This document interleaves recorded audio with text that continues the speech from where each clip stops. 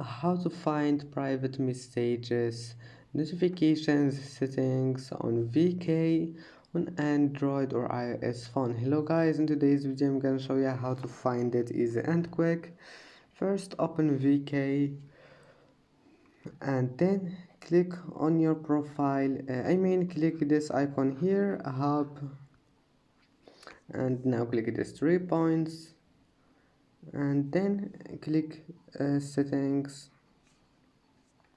and click notifications, and here we'll find private messages, and here you can manage it.